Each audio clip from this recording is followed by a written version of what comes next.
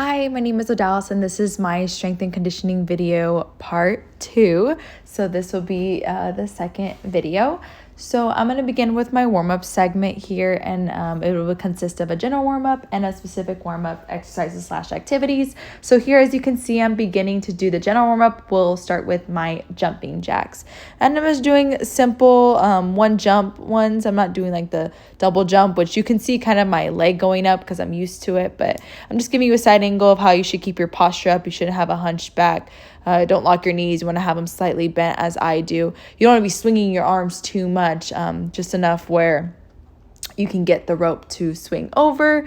It's okay if you trip up. You just simply put the rope behind your legs and you begin again. Jumping jacks, I think this is a great all-around warm-up, especially when you're limited on equipment, because jump ropes are easy to have on deck. They can be completed by this one simple move. This is an easy full body movement that gets your joints moving around and raises your core body temperature. And like I mentioned in the other video, this raises your body temp. And this increases your heart rate. And I'm not going at a fast pace. I'm just want to get my heart rate going and get warmed up. So this is a great way to do it. Believe me, after doing this for 4 minutes for this warm up, it definitely gets me breaking a sweat. This is a good warm up because a proper warm up needs to have some cardio and a few dynamic movements. And I feel like this is really well-rounded because I'm moving around, and then compared to like doing like a walk, this is great because I'm jumping, which requires more of a cardio workout and has these dynamic movements of jumping up. So it is a great full body exercise. It targets the calves in your legs, the quadriceps in your legs, which is like your femur thigh area, and your deltoids, which is your shoulders, with you having to get the jump rope up. I like using the elastic jump ropes because I feel like they're really bouncy and they're easy to jump off the ground compared to the like rope ones. Those I feel like I trip over more. The only thing you have to be careful with these elastic ones is, I'm not going fast in this video, but when you do fast ones, and if you do hit yourself and you don't jump fast enough and it hits your ankle, they do tend to hurt. But I really recommend to use the band kind of ones that I'm using here, the elastic ones. Like most cardio exercises, jumping jacks offer cardiovascular benefits. So it balances your heart rate and gets that going because we're about to do upper and lower body workouts. It increases your blood circulation all over your body, and this blood will have oxygen in it. And it'll get to all the muscles in the body. So by circulating this, you're allowing oxygen to go to your muscles, which you're going to need this oxygen when we begin doing the other workouts. It increases your blood circulation all over your body. This controls and maintains blood pressure as well, and that's why you want to be consistent. You don't want to be going fast jumping and then okay, slow. Like, keep it leveled. We're trying to slowly be at you want to keep your rhythm. We're just trying to get your heart rate up and your blood circulation going. This helps like put away all the bad cholesterol levels in your body. It's a way to regulate your breathing, getting ready for it. I know you can see I open my mouth a lot because I'm coaching myself, but it's important to keep your mouth closed, breathe in through your nose like that, and then out your mouth. It's important to keep that because I see how as I'm talking and coaching myself, it tends to put yourself out of breath and makes it harder to work out. This prevents the onset of strokes and heart attacks with doing jump ropes. Remember when you were in elementary school and we had these jump rope competitions about getting your heart healthy. So jump ropes are really good for heart health and they're highly recommended, and it's just an easy activity that it's very accessible with it. Even if you don't have a jump rope, I could easily just mimic those movements and like moving my hand and jumping.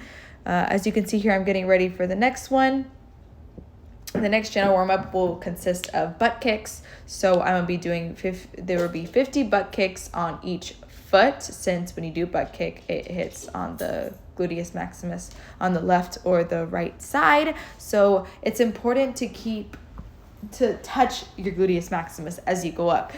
You're not skipping, you're not jogging, you're want to stretch out, you're extending your leg to touch that gluteus maximus. That's why I'm giving you a lateral view right here. If you're not touching your gluteus maximus, you are doing it incorrectly.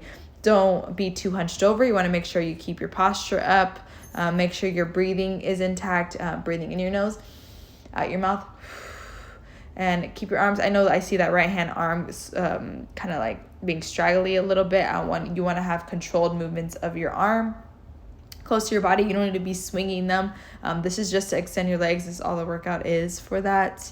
So by doing this, you're allowing it to stretch out your lower body legs. Since we just did jumping jacks, my heart rate's already up. It's already going. Now we just need to make sure our body is fully stretched out for the upcoming exercises that are coming up. We'll be utilizing like drill exercises with agility. We'll be implementing hurdles, reflex drills, with weight balls, and this is just a great way to do it. And here I'm just showing you that you don't want to be swinging your arms everywhere, and you don't want to be going all random and going at different paces. The important part is to keep a rhythm.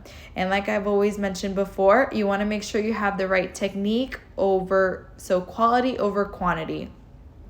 Even if it's only 10 really good ones compared to 25 ones, you want to go for the 10 quality ones. So make sure that when you do these butt kicks, you're always touching your gluteus maximus.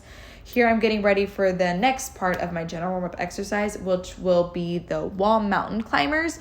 You can do these on the ground, which is how I'm showing you right here, where you do them off the ground. I would bring back my gluteus maximus just a little bit off the ground, but I am going to implement the wall one. I just like doing it off the wall because I tend to have clammy hands. So when I do it on the ground, my hands tend to slip. So I just like using the wall.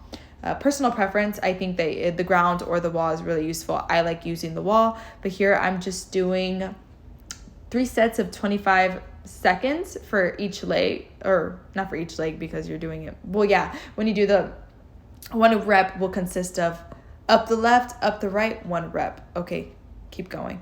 And we'll do 3 sets of that. So these wall mountain climbers are a good way to get your quadriceps worked out, and you still have to maintain your core and stabilize yourself on the wall. When you're on the wall, it's kind of like you're in a push-up position. You want to have your body aligned and in linear line. You don't want to be hunched over. Don't want to be like leaning into the wall. Then I'm going to transition to the specific warm-up exercises / activities. So now I'm doing the walking leg swings. I like these walking leg swings because they're kind of like the toe touch, but now you have to walk and do it and bring it up. See how my knee is a little bit bending out? I would try to adjust and try to keep it straight as possible. I'm not really flexible, so I do need to work on that. But like I said, quality over quantity. I should be going at least slower where I can get it. And it is harder to get them in a straight, but it is important that you do these correctly. So I would try to be my little leg down.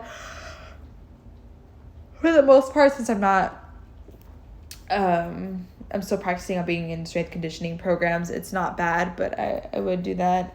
You want to make sure that your legs aren't just swinging around. The whole point of it is you do like slow movements and then just bring your leg up. You're just trying to stretch your leg up and you want them to be completely straight. You don't want it to be hunched over. So then I'm going to continue doing these for both sides. For about 2 minutes. So now I'm transitioning into the next one, which is walking leg scoops. I'm really working on my lower body for this because I'm going to be doing a lot of lower body workouts with this, with agility and the hurdles. So that's why I'm just doing this. But I did do some arms. I mean, it does require some stretching of the arms, but I'm really paying attention to my legs because a warm-up is supposed to work out those key muscle groups that you're going to be utilizing for your program, which is, like I said, I'm doing a lot of lower body, so I need to make sure my legs are fully warmed up and ready to do the exercise. So these leg scoops, I really like doing these. You're just walking and you're going to put the one leg forward. You're going to have your weight on the heel of it, and you're going to keep your legs straight again. It's just like your scoop, like you're scooping up your foot. You just want to touch it graciously, just like lightly touch it. There you go. I just wanted to keep doing that side to side.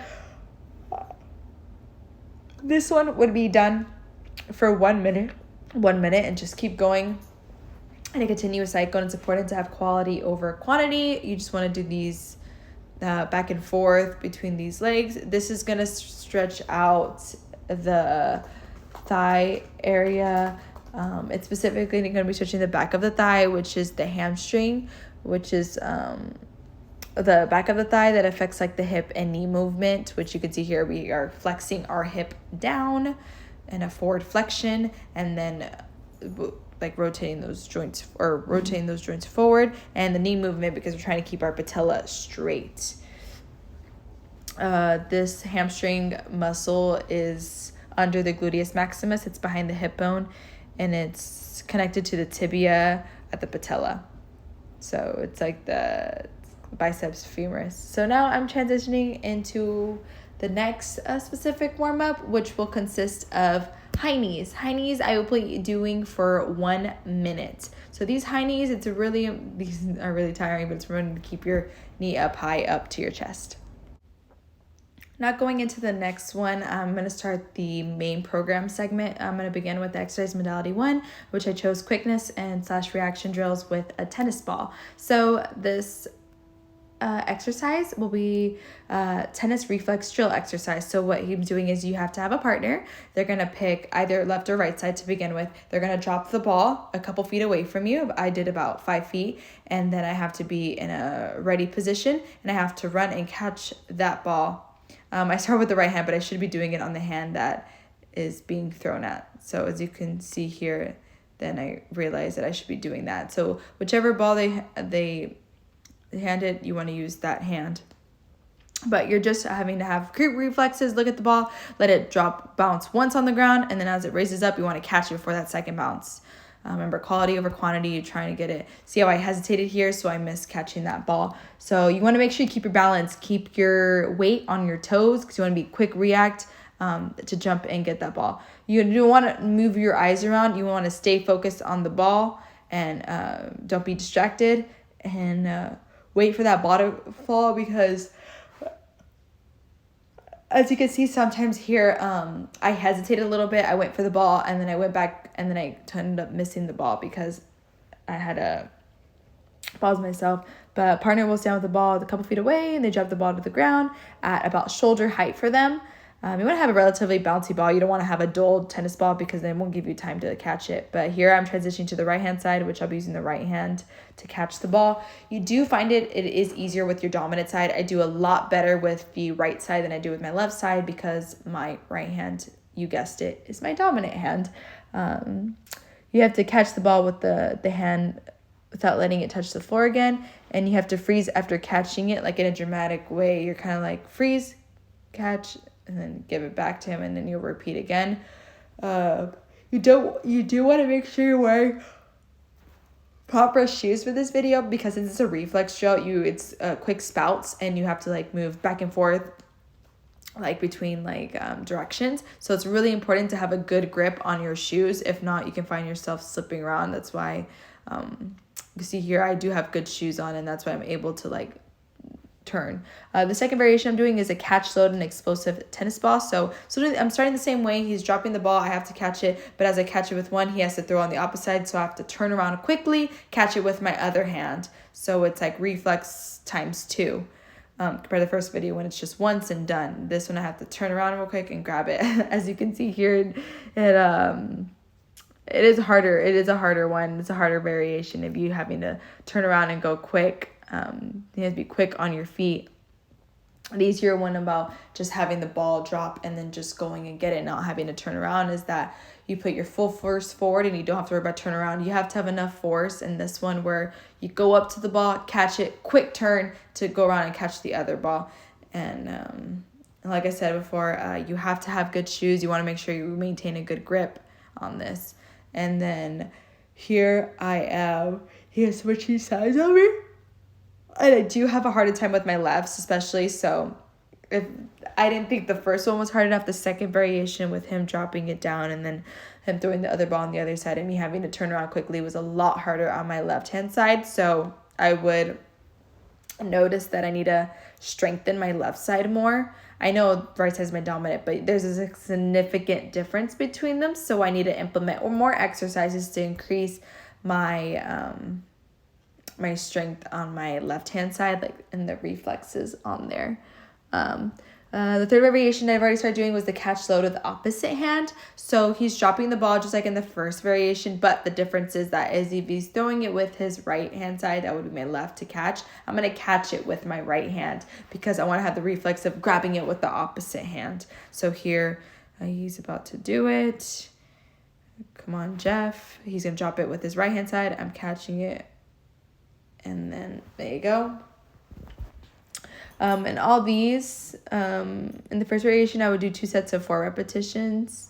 4 sets of 10 repetitions, actually. And the second variation, I would do 2 sets of 10 repetitions as well. And then in this third variation with the catch load with the opposite hand, I would do 2 sets of 10 repetitions, where a 1 repetition is each catch, and then you turn around, get to your origin spot, and run again to get the ball. So this reflex one can be used with a lot of different equipment. I just like tennis balls because they were easy to have on hand. And the exercises that you will see in my program is that I like to choose equipment that's mostly like easy, that you already have at home, since I am using it at the home gym. But this tennis ball was just the dog's tennis ball, so I decided to use that. But as you can see, I had an orange and a yellow one, but I continued with the yellow one because the orange was too dull. That will be harder for you to do this exercise if you have a dull ball, because then it won't give you enough reaction time to turn. And then we're going to be going into the second exercise of this modality, which will be wall throws reflex drill.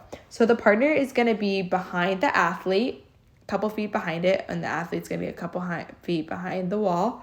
And where the athlete is facing the wall, and you have to throw the tennis ball. The partner would throw the tennis ball above eye height on, left or right hand side off the wall, and the athlete has to catch it with the hand that the side the ball is on. So if he throws it with his right hand side, the athlete is going to catch it with the right hand. It's just going to be looking up on the right hand side. You want to be not standing, especially not locked knees. You don't want to have locked knees because you will pass out. It's very important. You want to be kind of like in a ready position, just like how I was in the first exercise with the drop ball reflex drills. So it's important to have like your knees slightly bent. You don't want like to be in a squat position. You will get lower as the height of the ball will decrease to the wall, but you'll see that in a little bit. And I began with the overhead wall throw reflex drill, which is above the eye height.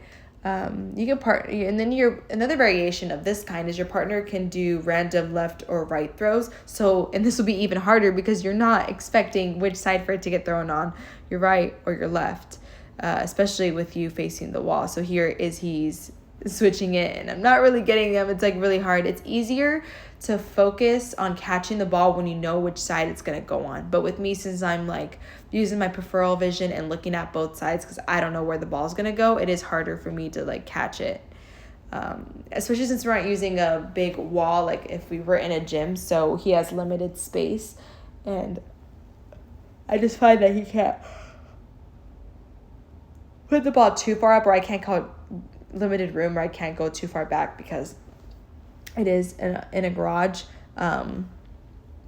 So now we're going into the second variation, which is side wall throws reflex drill. So this is just going to the side of my body instead of it being overhead. The partner would throw the ball either to the right or left hand side, where the athlete will catch it. So it's going to go from overhead to middle and then low. And as you get lower, it's going to get harder because now you have to prepare to catch the ball at a lower height. So now you got to kind of be lower to the ground to catch it.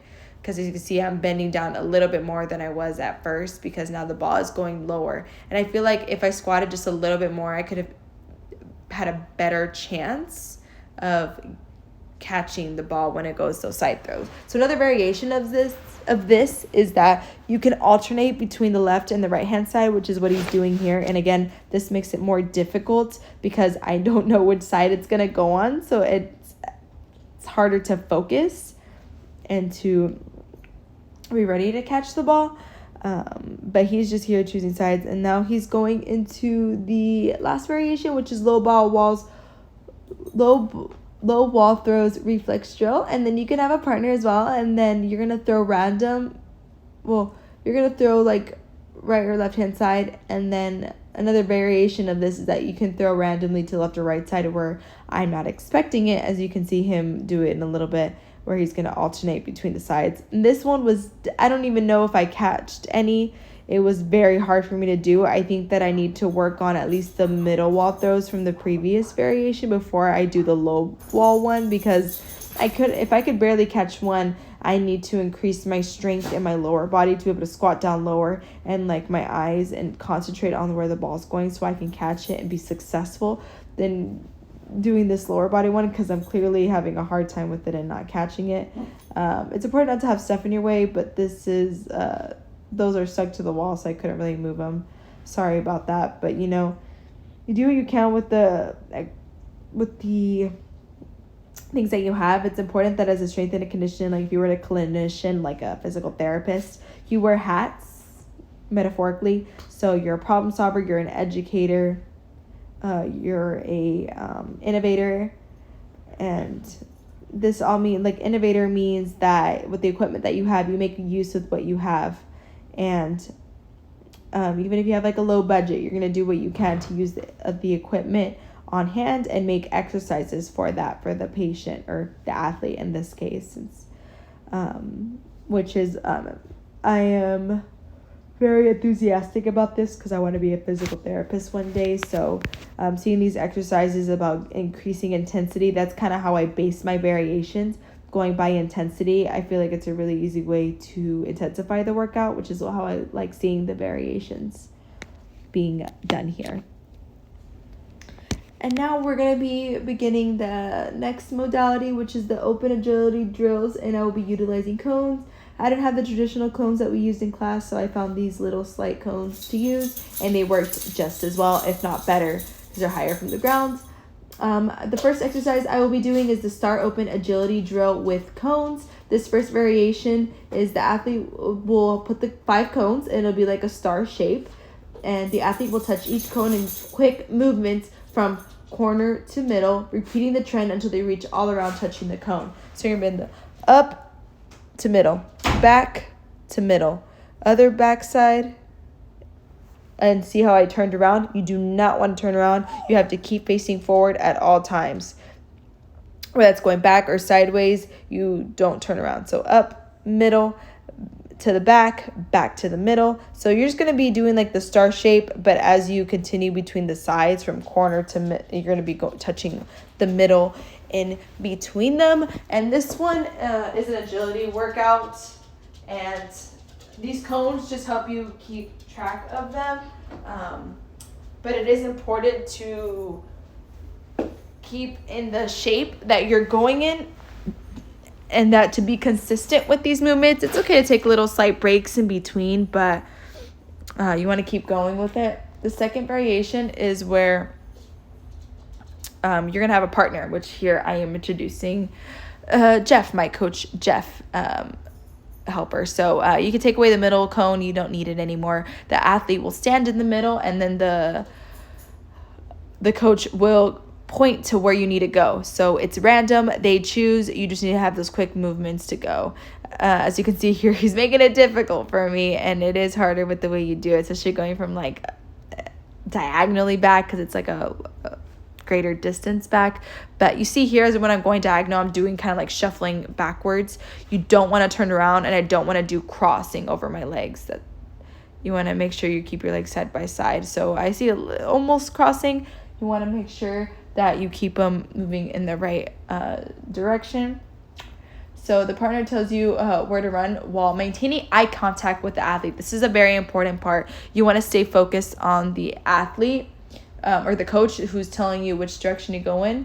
They're pointing their finger where to go. I guess you could do verbal cues, but I just found it easier to have the visual because you're just already so tired and you hear your own breath going like breathing hard, because this is a cardio workout. That is just easier to have him point for you. The next variation is that I'll have a box format, and where you're going to run in a box way. And just like the other variations, you're going to continue looking straight. So you're going to go side to side, back, shuffle to the side, up, shuffle back to the side, go backward, shuffle, lateral shuffle, forward shuffle, back to side shuffle. And this whole time you want to maintain eye contact forward, and this time you're just repeating the pattern. As you can see, sometimes I tend to run forward instead of, no, you're allowed to run forward, that's okay. But it's important to keep up your posture. You don't want to have a hunchback. You want to keep your head up, shoulders back, chest out. You don't want to hunch over, which I think I'm doing pretty well here. I don't think I'm hunching over too much. I think my arm's in a great position. You don't want to be swinging your arms too much. You need to keep your energy where you can. This is the whole point of this exercise isn't the arms. It's the agility for your legs. It's working out your lower body. So these arms are just great up here. You don't want to just have them straight down. So then we're going to transition to the next exercise of this agility. So it's going to be the open mirror agility drill exercise with a partner utilizing cones. So I'm going to start with the first variation where I'm going to have a partner here. And 2 cones will be placed on each side of the person. And we're going to be facing each other. And I'm just going to mirror him. So if he goes right, I go right. Or if he goes right, I'm going to go left because you're just mirroring. So left and right doesn't matter here. I'm just going the same side he is. So this first variation where cones will be placed on each side of the person and mirror what the partner is doing on the opposite side. This is only side-to-side movement only. So we've been doing this with the partner first telling you where to go, and then the partner, and then you doing the box format. But this one, you're mirroring. So it's kind of like the reflex drill where you're doing quick spots, but it's still agility because you have to touch these cones. So every time you go side by side, you're going to touch these cones, which you can see. Sometimes I don't even touch the cones because it goes so fast and turns into the other side. So it's important that you do have quality over quantity and that you touch the cones as you go to them. So here he is going back and forth. He's pretty good at this.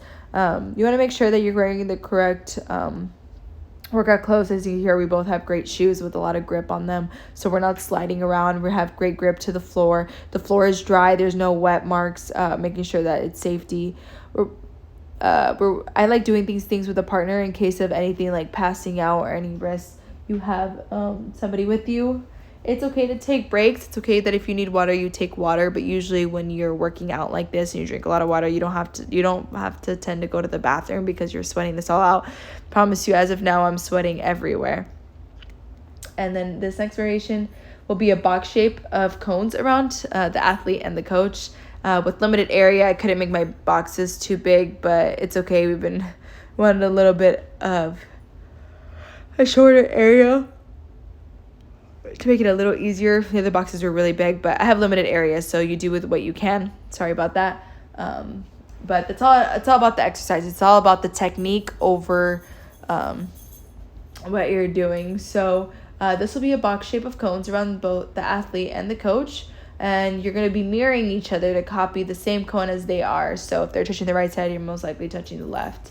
You stay looking straight at all times. You don't want to be moving your head around. Keep your head up. It's okay to have maybe bent over slightly since you're going to be moving like up and down, diagonal, and different. Important to touch the cones each time. And as you can see here, I'm keeping my back pretty straight, which is really good. I don't want to hunch over. Sometimes I don't want to have a hunchback. As they say hunchback of Notre Dame, you don't want to have a hunchback here because you can cause lower back pain. And if you're having lower back pain for this exercise, something is being done incorrectly. Guys, something is being done incorrectly, and you need to readjust the technique that you're doing and do it where you don't want to have lower back pain here. So see here, we continue doing this, and make sure to always have your shoes tied because you don't want to get hurt here. So here, just getting your shoes tied, and then you're going to be continuing it here. So then we're just continue on this exercise. I'm getting a little tired here, so it's important to keep up your breathing well. You want to breathe in through your nose, out through your mouth. So, and then we're going into the next variation, which there will be cones in front of the athlete and in the front of the coach. So you're going to be going from vertical up and down, forward and backwards. Again, you're going to be keeping looking straight, eye contact forward. You don't want to be moving your eyes side to side. You want to keep looking forward. So here we're getting ready to begin. So here I'm just mirroring my coach again. So you're just going to be going up and down. You want to make sure that you being quick on your toes. This is the toes. You don't want to have your feet flat on the ground. It's supposed to be like quick shuffles. And yeah, we're just going back and forth between this. With the cones in front of the athlete, we're just utilizing these different variations with different positions of the cones because this causes us to move our bodies in different ways. This is like a total body workout, like as we've been doing, but the difference is we're going to be going and shuffling in different directions based on where the cones are at. And this mirroring aspect adds a new fun kind of to this because it's fun to be able to be kind of creative with this workout where the coach on the right hand side gets to choose which direction he's going in, and then we just have to copy him on where he's going. And then we're going to be going into the next modality, which will be modality 3, and it's called the hurdle speed drills, and we're about to begin that shortly. Now we'll be doing the next exercise modality, which is going to be hurdle speed drills. So this type of hurdles, it's a lot of things about improving speed, but this one improves the components of your stride, like jumping. So it's effective in performing mini hurdle drills to get your speed up. Using these small hurdles can improve your stride length and lower body power. That way you have like a quicker power move. That way when you start to run and reach your top speed that you can. This first variation that I'm doing is double leg hop hurdle speed drill. So to make sure that you're jumping off your toes and you're going them together, double leg. And as you can see here, he's wearing the right kind of shoes because you can't be just wearing sandals or being barefoot. You need to have shoes with a good grip and be able to which are flexible, which are bendy, that way because you're going to have to hop. You're going to put them in a linear motion. These hurdles about a couple inches high. I want to say like about 7 inches or so. But you just want to keep repeating. You just put them in a straight line. You're going to do double hops all the way down, then walk around and repeat it again. Here, the second variation, he's going into the single leg hop hurdle speed drill. So both of these, the first variation and the second one will be 2 sets of a minute in duration. So you just time it for a minute and you continue doing it continuously. Mini hurdles will assist in influencing a desired leg cycle. So this encourages the athletes to pick their feet up. It forces you to pick your feet up, and it improves your athlete's front side mechanics since you're working forward to jump. I want to make sure that you are hopping at all times up enough because you don't want to trip over these hurdles and hurt yourself. Hurdling is one of the most demanding events in track. It's a really difficult one because you have to be running and jumping over these hurdles. These mini hurdles are just a great way to get agility into your exercises. The hurdles work on many different key muscle groups. It's strength training for hurdlers, and it focuses on exercises that are for muscles to work on your lower back, your calves, and your hip flexors. This next variation he's already starting is the the crossover leg hurdle speed drill. So as you're going over, you're crossing your legs and you're continuing over. So it's kind of like a hop, but you're crossing your leg over. These training hurdles are a perfect equipment. That way you can increase your speed and work on your agility. They improve your balance, as you can see, because you have to hop over these hurdles, and then as well as improving your coordination and your because you're changing the sense of direction. Agility is your ability to move very quickly and easily, like these reflex drills that we were doing earlier, and especially these hurdles. As you can see, he's still doing these crossover ones. And then we're going to continue on to the next exercise shortly. So here we're going to begin them. It's going to be the next exercise is hop to runs hurdle speed drill. I like these hop to runs because you have to start at a slow pace, and then you have to like go faster as you continue on the stride. So as I'm stepping and then running, and then you pick up your legs higher as you get to the end. of this right here. So the first variation I'm doing is forward step to run speed hurdle drill. So running forward and then picking it up, and that way when I'm ending it, I am running really fast. So then I'm just gonna walk around and then start again. So step, step, step, run, run, run, run, run, run.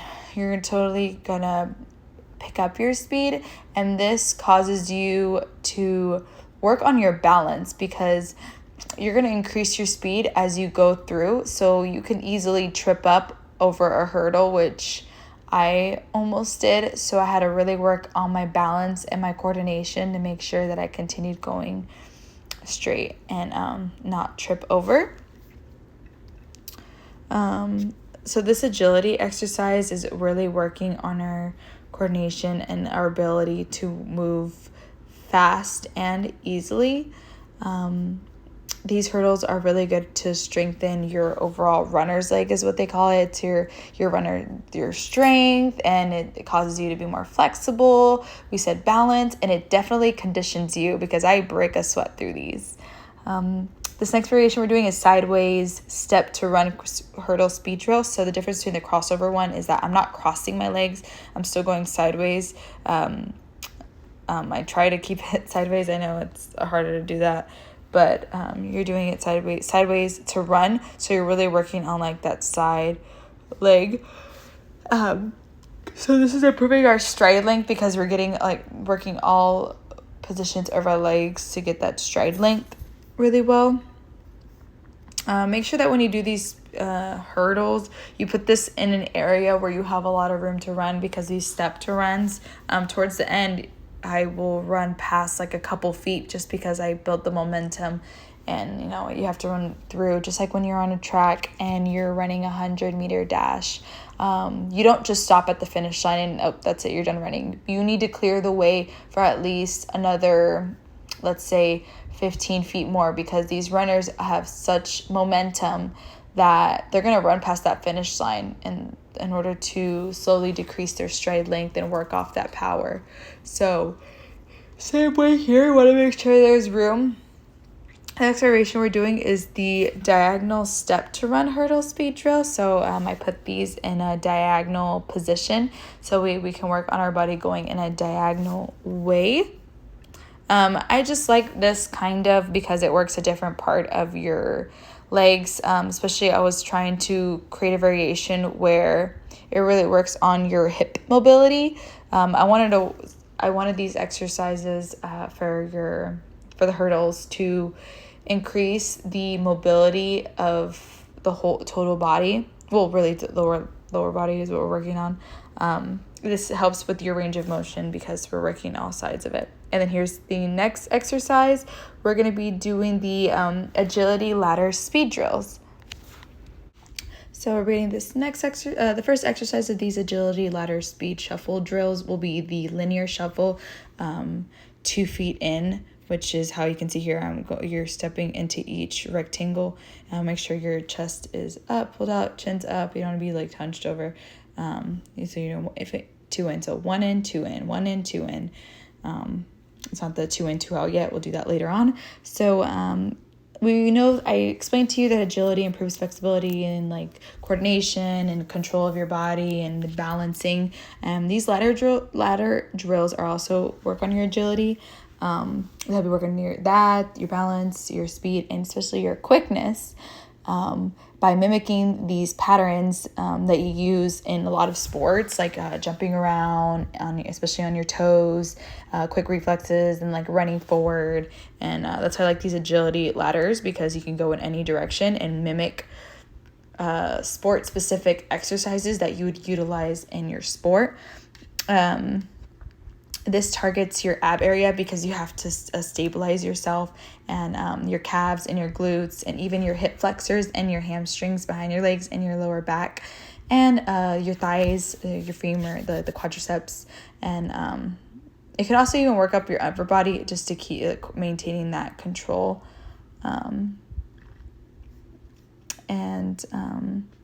These ladder drills are also work on your mental thinking, your cognitive function, because you have to think on your feet and be quick and be responsive to it, because I know sometimes you can trip up over between the steps, like. And then this next variation I'm doing is a lateral shuffle, 2 feet in. So you're going sideways and you're going 1 in, 2 in, 1 in, 2 in, 1 in, 2 in, 1 in, 2 in, and walk 1 in, 2 in, 1 in, 2 in, 1 in, 2 in. And you're just keeping that mimicking, just like you were doing linearly, you were doing this laterally now. But like I was saying, this is also like neuro training, because you have to train your brain to continue doing these patterns and keeping a rhythm. I know with like more intense ones that this next variation is going to be, sometimes you can trip up and be like, oh, I just did the same foot in. Like, you have to make sure you're keeping that rhythm and stay concentrated on the pattern that you're doing. So this next variation we're doing is the lateral shuffle again, but this time you're doing 2 feet in and 2 feet out. So 2 feet in, 2 feet out, 1 in, 2 in, 1 in, 2 in. So 1 in, 2 in, 1 out, 1, 2 out. Even it's hard to say it. So you could just imagine how it is putting your feet in. You have to make sure you keep it. So I had to like count myself 1, 2, 3, 4, 1, 2, 3, 4, 1, 2, 3, 4, 1 in, 2 out. So I'll do it again. 1 in. So 1 in, 2 in, 2 out, and then 1 out. And so you just keep repeating this, 1 in, 2 in, 1 out, 2 out. And this is like 4 steps out. This really works on that neurofunction, because you're training your mind to keep this pattern as well. This lateral workout does require a lot of strength, and especially your mind strength. And it's a really good sport training, especially since you're doing like a bunch of ascending and descending like movements, and you are doing a repetition all the time, this pattern. So this next one, we're going into the exercise 2, which is step agility ladder speed hop drills. So this first variation that I'm doing is the straddle hop. So it's called the straddle because, you know, like how you get on a horse and you're straddling when you're on top of them. You're 2 feet out. So we're doing 2 feet in, 2 feet out, 2 feet in, 2 feet out, 2 feet in, 2 feet out. And this one is like a bigger on cardio workout, because not like just like the other previous ones, you are hopping as well, but this time you're hopping out and then having to hop in, and you're trying to maintain your coordination. I know sometimes I was almost stepping on the edge of the ladder, and the ladder that I use is plastic, so it can slide. So I had to make sure that I wasn't stepping on it. So, and right here, they could fall apart because I stepped on it. So I try to do it where I keep my head straight, but if you have to look down, it's totally understandable. You can look down. Just make sure you're not hunching your back. That's the biggest thing here. And you want to keep your legs up. And especially for us ladies, you want to make sure you're wearing a really good sports bra, just because it is a lot of hopping around, especially with this one, because you're hopping out and in. So your legs here. You can see I do like swipe pauses because I'm getting really tired. This is like a cardio workout as well, really get the heart running. I like doing it where you go forward and then you walk around, just to give yourself a couple of rest. And then this next variation is the crisscross hop, which all of these you would do in 2 minutes in duration.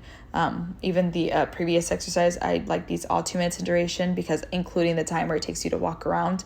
So this criss hop one is where basically what the title is, you're doing like a crisscross. You're going crisscross, oh, see, I messed up. This is another neuromuscular training. Crisscross. That's why I was telling myself in the video. Crisscross. So I had to be quick on my feet and moving. There's a lot of things that you do with ladder. Honestly, this is probably one of my favorite ones out of this whole program is the ladder, because there's so many things that you can do with the ladder. I know I kept picking lower body ones, but if you can do upper body ones as well with this, with your arms. So that's why I really like this ladder. And then this ladder specifically can turn into hurdles. So it's like a 2-in-1 thing, which you can find at Academy. So I think it was really cool to purchase. I definitely will be using that. So yeah, this crisscross hop, I made up myself. I was like trying to create different ways to do like hopping. And that's what I like about this ladder. There's so many ways. So you can be creative with this, be innovative, and choose different exercises, because at the end of the day, that's what keeps you engaged. You finding these new exercises to do them. And this one, the next one is the high knees hop. So I'm doing like a linear hop forward, just like I was doing before, but this time I am focusing on bringing my knees up to my chest. So it's just like in the warm-ups that we've done where we do high knees, but this time I'm using the ladder to maintain that specific pattern. Like I want to go in certain strides, and it keeps me focused on like where to step my feet, so each step is like the same distance. So I think this one was the hardest one out of all of them, even the straddle hops, because I do need to work on my lower body more, my overall total body, but these, you're bringing it up to your feet, up to your chest, and then you have to do it continuously. So it is harder. You can see here that my knees aren't going as high as I want them to, but I'm getting a little tired with this, but just push through. Quality over quantity, remember that. So this next exercise modality will be exercise modality 5. I'm going to be doing the upper body plyometric with equipment I chose. I'm choosing this weight ball, which is specifically 12 pounds. So exercise 1 that I'm doing is sky throws with medicine ball. I call them sky throws because you're basically throwing the ball up to the sky. So you want to make sure that you're pushing off with your total body. Your legs are just supposed to help you put it up, but I know this is the upper body, so I'm trying to use my arms to push that ball up. It's working on my biceps area of my arms, but it also does work on my legs because I'm hopping up, but I'm mostly trying to use my arms to get that. I'm just using my legs to get better control of my body. And again, how I mentioned multiple times, you do not want to lock your knees because that can make you pass out. So you never want to stand like fully straight up. You can see here that my knees are always slightly bent.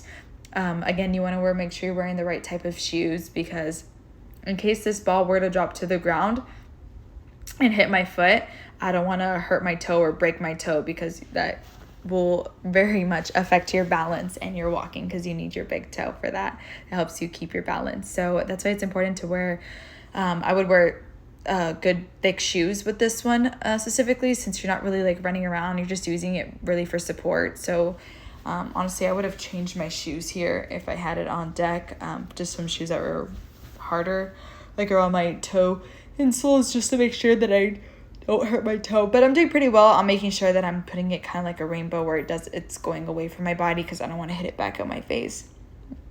So this first variation is like squat to sky chest throws with your medicine ball. So you would do 4 sets of 10 repetitions, where it's 2 sets for each side. Not 2 sets from each side, but you would just be doing 4 sets of 10 repetitions. I really like these because honestly I've never done these before, so it was interesting to utilize upper body plyometrics and use this medicine ball, which was pretty heavy for these 12 pounds. I'm used to doing like 10, so even those 2 pounds difference. Here I am going into the second variation, so it's a side twist chest pass to sky. So just like we were doing in the previous program, where you're on the floor and you're twisting your body, and like you're in a sit-up position and you're twisting your body and throwing it to the partner. It's kind of like you're mimicking that with the side twist, because you want to like twist your body and you want to have more emphasis on the arm that's being twisted. So when I twist over to the left, I'm using that left arm really to twist over, mainly using that key muscle group. So it's important to do like switch off between them.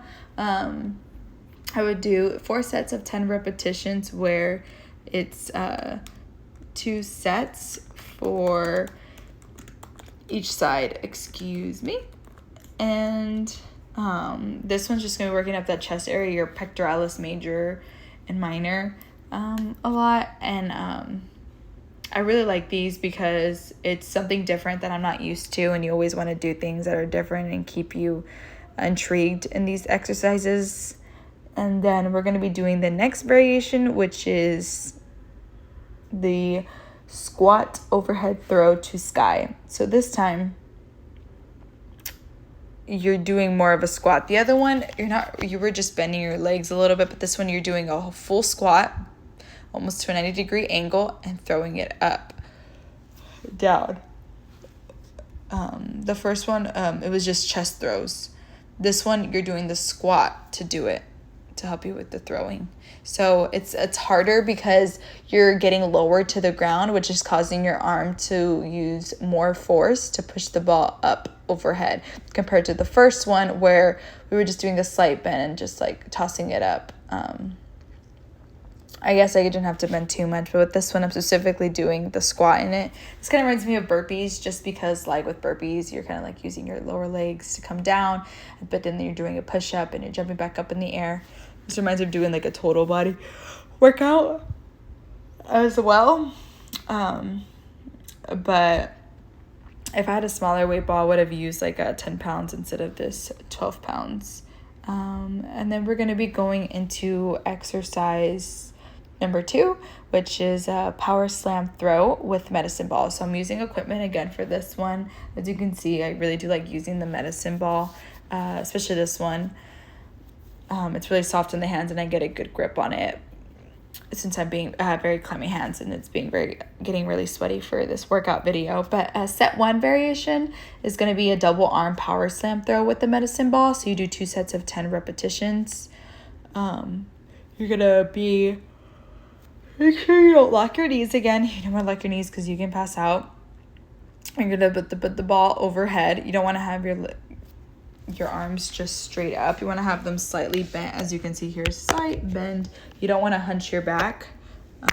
You're just trying to work your upper arm muscles in order to get the ball to go to the ground. And you want to hear like a big slam sound because you are putting the ball to the ground. You want to hear that slam. It's really important that you step away because you don't want it to like hit you in the face. But these balls relatively aren't bouncy, so they shouldn't. But depending on how strong you are, how far they bounce back up.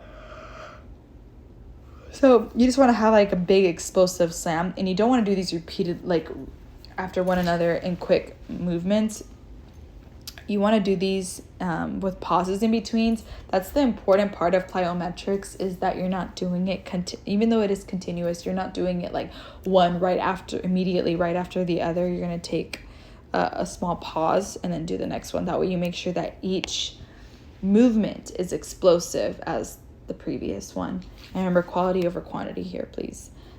This next variation is a single arm power slam throw, and we're utilizing the medicine ball again. So you're doing 2 sets of 10 repetitions, where a repetition is throwing the ball with each hand here. So here I'm switching off. Well, here I'm starting with just the right hand, but I will switch off in a little bit for the other side. But here you're just focusing on using one arm. I'm using my other arm to keep my balance and bring that ball up, because I can't hold the grip with just one hand. But what you're doing is you're doing the power slam that we were doing previously, but instead of the double arms, you're just doing a single arm. So you're really working that arm to push it down. So it isn't no secret that your dominant side's gonna be your stronger side, unless like you have dexterity, but I still think that you'd still have an easier arm, because this is your the strength of your muscle, and you're always going to be stronger in your dominant hand. So for me, the right side is easier than my left. This last variation of this second exercise is going to be the rotational power slam throw with medicine ball. So it's not like the twist. This is like you're rotating your body over. So it's kind of like a diagonal move, because the one you're twisting, this one you're going like back and around and down slam, and you're going like diagonal sort of. So that's what it looks like to me. I do like this one because it's working out a different part of your arm, since like this is all working out like your biceps, your triceps, and like your brachialis and all that area. So here I'm going into the next modality. It's modality exercise 6, which is your lower body plyometrics. And again, that you take pauses between these movements because you want each one to be as explosive as the previous one. So here I'm just showing you how to correctly do the first exercise is the lower body plyometrics jump squat with box. Here I'm utilizing what I have and being innovative, and I'm using a curb piece of concrete, but it's like a box shape. It's just more rectangle, but you just want to have something that's stable and doesn't move. And honestly, with this program, I really wanted to find things that were easy to find at home, because a lot of us don't have access to a gym close by and that we get to work from. So sometimes you have to find these things on deck, especially when you see exercise programs a lot on YouTube. A lot of the times they're things that people find at home, because a lot of people are stay-at-home moms. There's students that work online that stay home because they don't have a car. So I really it was an important part for me to make this program with things that are easy to find at home. Especially with the agility ladder, you can use tape to mimic an agility, which I was going to show in the video, but I just thought I'd mention that. So the first one was the lateral box push-ups, where you're pushing off with 1 foot on and 1 foot off. You do 3 sets of 15 repetitions, and this next variation is a forward jump squat to box. So now you're just going behind the box, well, the curve for me, and you're going to go forward and hold it, step back off slowly, and then go back again. You're not going to go jump, okay, back off, jump, and back off. Like, you want to be slow and have like a rhythm to it. And again, this one you would do 3 sets of 10 repetitions, and this is working out your quadriceps and your hamstrings, basically the whole leg area, but it's still also working on your balance really importantly, because you have to, in your core muscles, because your core muscles is how you stay stabilized and how you stabilize your back and how you maintain that equilibrium. So it's really important that you have good balance here.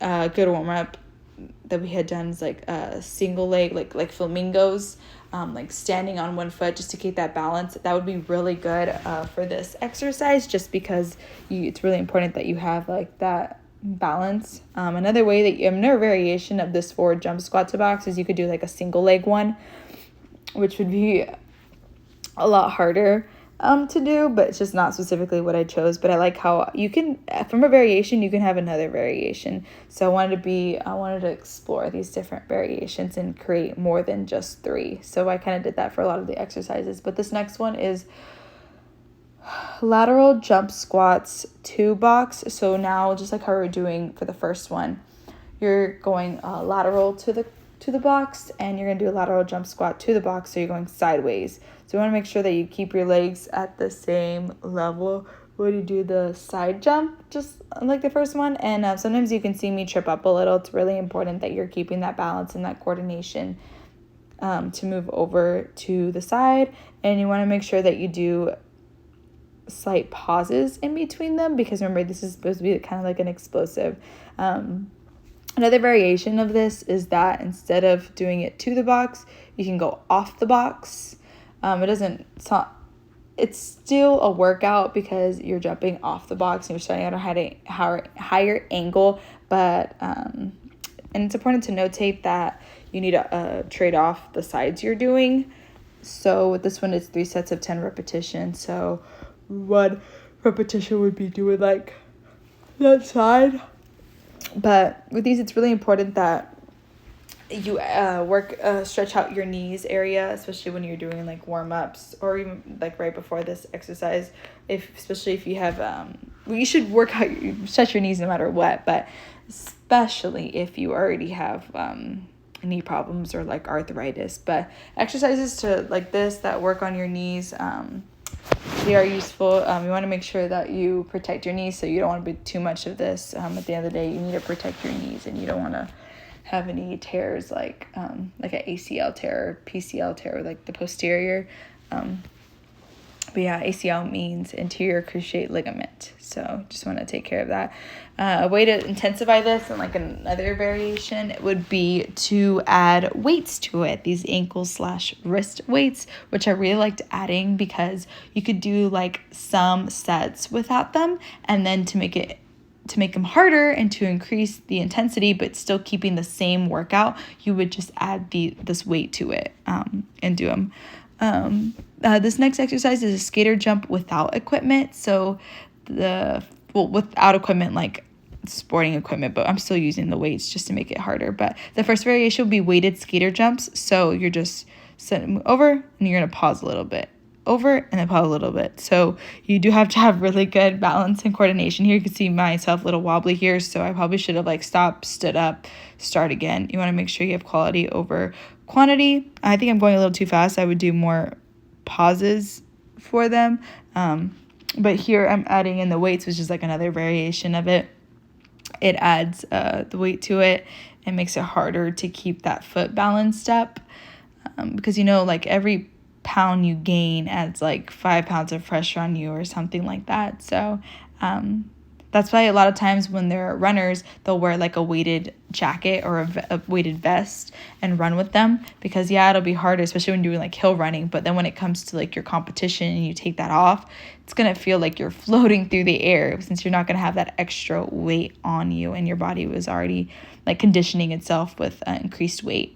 So that's why I like having these weight things on hand. And the next variation I'm doing is the skater jump with lateral lunges. So you're going to do the skate jump, you're going to jump over, which I'm about to do, and then you're going to go down, lean, and go into a side lunge. So this one I created. I don't even know if anyone has done this before. I was just like working the exercise, and I was like, how could I change this variation to it? And I thought the idea of adding in a lateral lunge, which, believe me, it's actually really hard to do, especially keeping your balance and then putting your leg back on the ground and like doing the lunge, especially when you're already so tired from the conditioning. Set three variation will be the toe touch skater jumps. So you're doing the skater touch, and then you have to bring your foot forward and touch it with your toes. So with the first variation, you do 2 sets of 10 repetitions. The second one, skater jump with lateral lunges, because it is harder, I would do 2 sets of 10 repetitions. And then this third variation, which I'm doing now with the toe touches, I would do 3 sets of 10 repetitions. So here, you just want to make sure that you're keeping and like doing a little pause, and you're touching your arm over. You do have to have even more balance with this one, because you have to bring your arm forward here.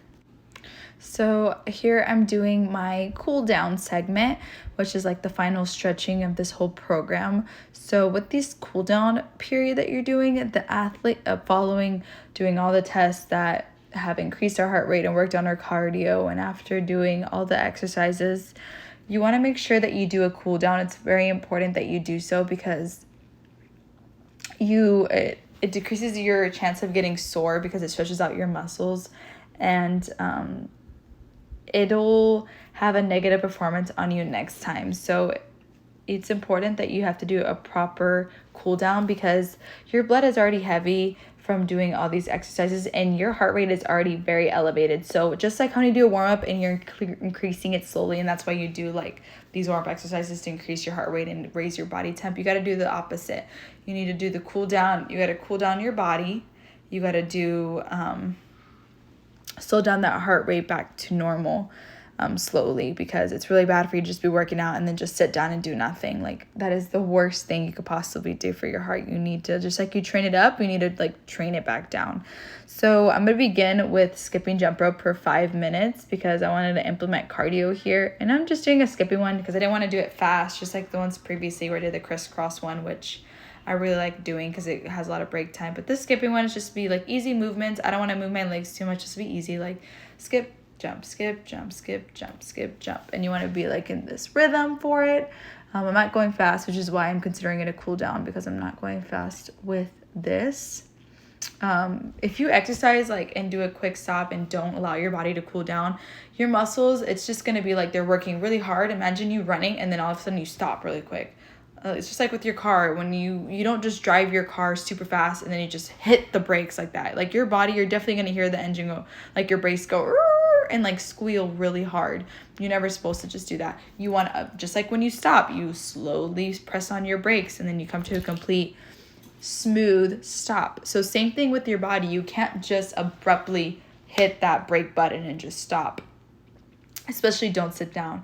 You want to keep your heart above the rest of your lower extremities. Especially putting your arm up will be a great way to get that blood circulating. But this can cause if you just stop without like doing a cool down and just sit on the floor after working out very intensely, your blood can like come together in your lower extremities of your body, and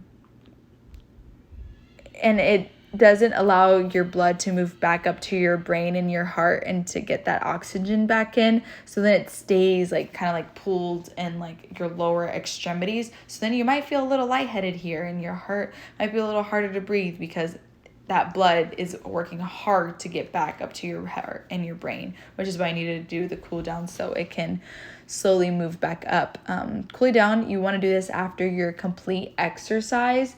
You don't do these in between your exercises. You do this when you're done with everything and you're ready to end it. This is a good way to like slow your heart rate down. Just like jumping rope that everyone knows, it's for heart health. The purpose of like any cool down is to make sure your heart rate goes down and it goes back to like the resting heart rate that you have, the RHR, which is resting heart rate. You never want to just stop abruptly because, like I mentioned before, it causes the blood not to go back to your head, and you're going to get very lightheaded, you're going to get dizzy, and you might even faint, just depending on how hard you worked out. And you don't want that to happen because very dangerous here. And just to cool down allows you to slowly recover from all the exercises in the program that were done and bring your blood pressure back to normal as well. And then cooling down actually will help your endurance because you're already very tired. And as you can see here, I'm exhausted from this whole program, but and I'm breathing hard, but it's important that my endurance now is going to be better because I'm still tired, but I'm still doing this cool down where I'm already exhausted, but at least I'm still pushing myself to do it. So that's training my endurance because I'm still working my body in like long spouts, or not spouts because spouts is short, and long durations. So like especially with marathoners, this could really help because you want to increase your endurance and regulate your blood flow. So now I'm going to be doing like the stretching part of this cool down. So I'm going to be using 4 different stretches. So the first one I'm doing is the quadriceps stretch for each leg. So I'm stretching out my quadriceps area, especially since I did a lot of lower body workouts. But I'm going to hold for 30 seconds on each leg after I do the 5-minute jump rope. So here I might go a little bit of 30 minutes. I really wanted to stretch out. That felt really good. You can do this laying down like on the floor with your stomach to the ground and like stretch your leg out that way. But since this is a cool down, I don't want to put my heart lower than my body and do it on the floor. So I do think that it's better that you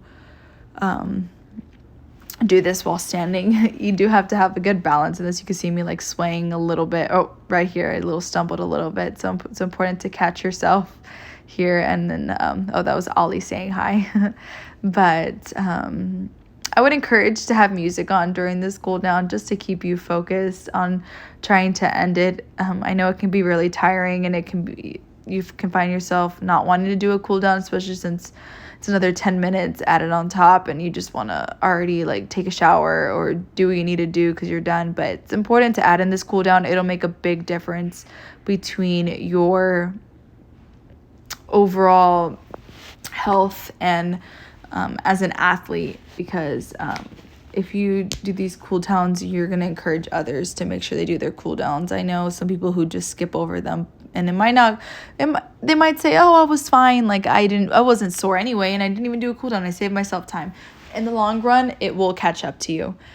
Just remember that. So this next stretch, I'm doing the side reach for each side. Again, all these stretches, I don't want to be working my heart up so much. This is just to cool me down and do like stretches on the key muscle groups that I was utilizing during the program here today. So the side reach, I'm doing 30 seconds on each side. I really wanted to do these because I was doing a lot of upper body plyometrics with the weighted ball, and it was 12 pounds, so it's pretty heavy for me. I'm not used to doing 12 pounds, so it was an intense workout for me.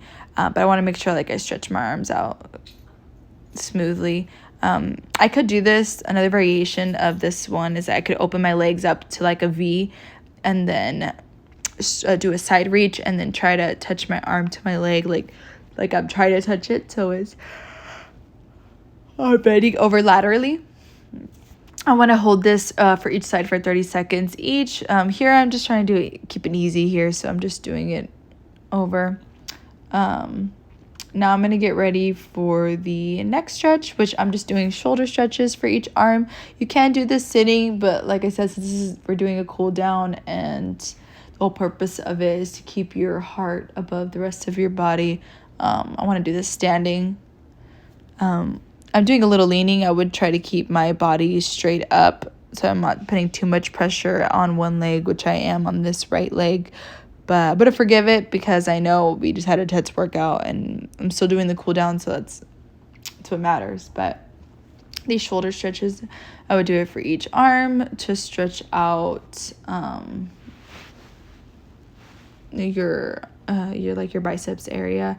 And then we're gonna go into the next stretch, which is gonna be the butterfly stretch. This is why you can tell here that I'm doing the sitting one last, because now I've already slowed down my heart rate close to bringing it back to normal. So I wouldn't do the butterfly first ever for a cool down. I don't want to just sit down right away, but I am doing this as like my last one since I'm about to be done. I'm done with the stretches part.